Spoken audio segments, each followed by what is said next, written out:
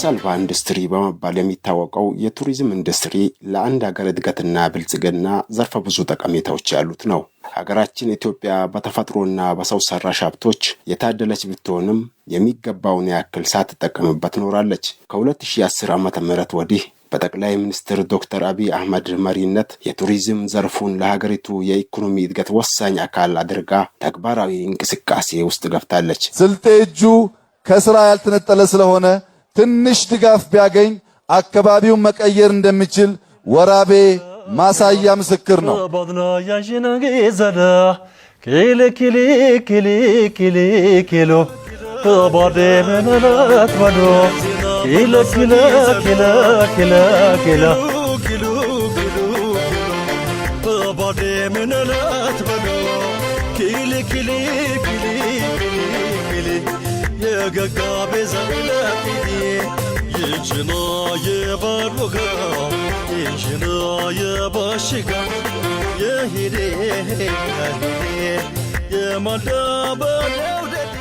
በማዕከላዊ ኢትዮጵያ ክልል በሚገኘው ስልጤ ዞን ደረጃ የተመዘገቡ በርካታ ባህላዊ፣ ሃይማኖታዊና ተፈጥሯዊ እንዲሁም ሰው ሰራሽ የቱሪስት መስህቦች መገኛ ነው። ሐር ሸይጣን ሐይቅ፣ አሹቴ ፍል ውሃ፣ ኢመዣር ዋሻ፣ የስልጤ ሐይቅ፣ የእንስላስ ችኩል የሙጎ ተራራ፣ ታሪካዊ የኢማም ሱጋቶ ፎቅ፣ ጥንታዊ የአልከስዬ መስጊድ በዞኑ ከብዙ በጥቂቱ የሚጠቀሱ የቱሪዝም ሀብቶች ናቸው።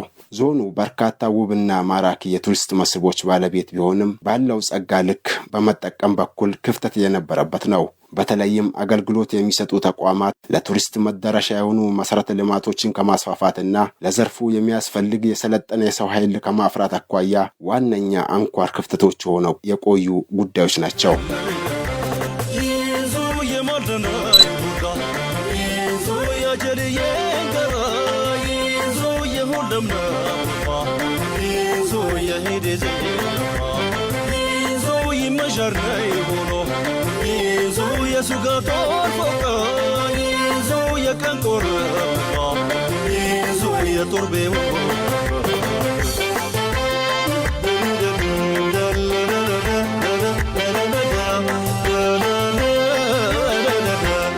ቅርብ ጊዜ ወዲህ የዞኑ መንግስት የቱሪዝም ቀንን በየዓመቱ ከማክበር ባለፈም እምቅ የቱሪዝም ሀብቶችን በመለየት በመንከባከብ ለትውልድ ለማስተላለፍ አቅዶ ተግባራዊ እንቅስቃሴ ጀምሯል። ሰፊ የሆኑ ሰው ሰራሽና የተፈጥሮ መስህቦች አሉን። ተራሮች፣ ዋሻ፣ የሐይቆች ያሉበት ነው። እንዲሁም ከፍተኛ የሆነ የተራራማ ሰንሰለታማ አካባቢዎች አሉ። ይሄ ለቱሪዝም መስህቡ ከፍተኛ ነው። እንዲሁም ባህል ታሪክ ትውፊቱን የሚያሳይ የትልቅ የሙዚየም ማዕከል አለ። በዚህ የማህበረሰብ የባህል ታሪክ የሚያሳይ መስህብ ነው። በወራቤ ማዕከል የሚገኝ ሲሆን ብዙ የቱሪስቶች በየጊዜው ጉብኝት የሚያደርጉበት ማዕከል ነው። እነዚህ ንቅናቄዎች ደግሞ ሲደረግ እንደ ስልጤ ደግሞ ምንድነው መጠቀም መቻል አለብን የሚለው ነገር ሀሳብ ተወስዶ በሰፊው ስራዎች እየተሰሩ ነው። አንደኛ እነዚህ የቱሪዝም መስህቦች የት ነው ያሉት? ምንድነው የሚሰራባቸው? እነሱን የሚያገናኝ መንገድ ምንድነው? የማብራት ችግራቸው ምንድነው? በቀላሉ ቱሪስቶች ደግሞ ሊያገኟቸው በሚችሉበት መልኩ እና ሌሎችም መሰረተ ልማቶች መሟላት አለባቸው ብለን እነዚህን በጥናት የመለየትና ችግሮቻቸውን ሲሪየስ ችግራቸውን ከወራቤ ዩኒቨርሲቲ ጋር በመተባበር ሲሪየስ ችግራቸውን የመለየት ስራ እየተሰራ ነው። በተሰራው ስራም በዞኑ የሚገኙ የቱሪስት መዳረሻዎች ከፍተኛ መነቃቃት እየታየባቸው መጥቷል።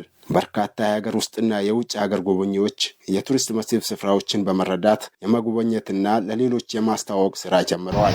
በእነዚህ አካባቢዎች የኢንቨስትመንት እንቅስቃሴዎች እንዲስፋፉ የተጀመሩ ጥረቶች አሉ።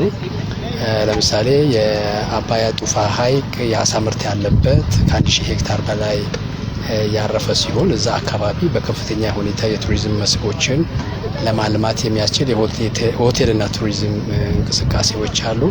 በቀጣይ እንዲሁም የሐር ሸይጣን ሐይቅ ላይ ይሄንን ስራ ለመስራት ከባለሀብትና ከክልሉ መንግስት ጋር በጋራ በመሆን እየሰራን ነው። የቱሪዝም ሚኒስቴር ከዩኒስኮ ጋር በመተባበር የኢትዮጵያና ከምስራቅ አፍሪካ አገራት በተወጣጡ የዘርፉ ባለሙያዎች እንዲሁም የዓለም አቀፍ አሰልጣኞች የሚሳተፉበት አባያ ጡፋና ሐር ሸይጣን ሐይቆች እንዲጎበኟቸው ስላደረጉልን የተከበሩ አቶ ስለሺ ገርማን የፌዴራል ቱሪዝም ሚኒስቴር ዴኤታና ሌሎች ባለድርሻ አካላትን እጅግ አርጌ ላመሰግን ወዳለሁ። በስልጤ ዞን እንዳየነው እጅግ በጣም እምቅ ለቱሪዝም ልማት ሊሆን የሚችል አቅም ያለው ከመጣንበት ዓላማ አንፃር ደግሞ በጂኦ ፓርክ መካተት የሚችሉ የተለየ የስነ ምድር ወይም ጂኦሎጂ ፎርሜሽን ያላቸው ተጨማሪ ጥናት የሚፈልጉ ተጨማሪም ጥናት የማይፈልጉ ቦታዎችም ጭምር ያሉበት ነው። ስለዚህ እንዲህ አይነት ቦታዎችን የመጀመሪያው ነገር መጠበቅ፣ መንከባከብ፣ ከዛም ቀጥሎ የተለያዩ አስፈላጊ የሆኑ ጥናቶችን ማጥናት፣ ወደ ልማት ማስገባት እና ህብረተሰቡን ተጠቃሚ ማድረግ ያስፈልጋል ማለት ነው። እንደ ቱሪዝም ሚኒስቴር በዚህ አካባቢ ያሉ በመንግስት ይሁን በግል ዘርፍ የተጀመሩ የልማት ስራዎችን ለመደገፍ አካባቢውንም ለማስተዋወቅና የቱሪዝም ልማት ስራውን ለመደገፍ ያለንን ቁርጠኝነት የገለጽኩ በቀጣይ ያሉ የጉብኝት ፕሮግራሞች እና የእርስ በርስ ውይይቶች የተሳካ እንዲሆን እመኛለሁ።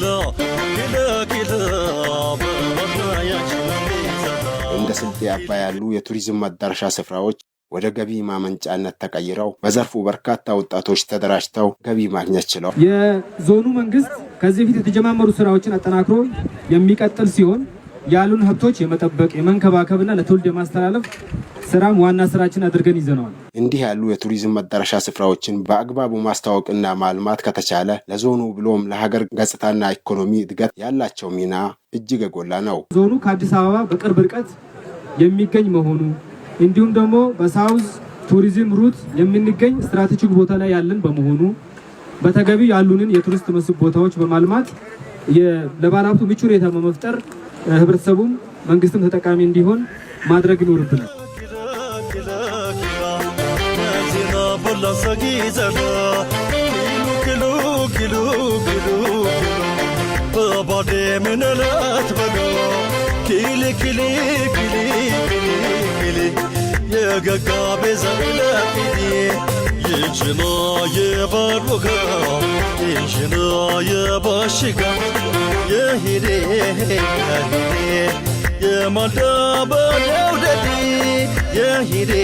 በመሆኑም በዞኑ ያሉትን እምቅ ቱሪስት ሀብቶች ይበልጥ በማስተዋወቅና በመንከባከብ በተለይም በዘርፉ የሚስተዋሉ ክፍተቶች እንደ መብራት፣ መንገድና አገልግሎት ሰጪ ተቋማትን በማስፋፋት በዘርፉ የሚገኘውን ጠቀሜታ ማጎልበት ይገባል እያልን የዛሬውን ዝግጅታችን በዚሁ ቋጨን። ፕሮግራሙን አዘጋጅቶ በማቅረቡ ታጎ ፎንቴ፣ በካሜራማኑና ኤዲቲንግ ሻሚል ሸረፋ በጋራ በመሆን ነበርን።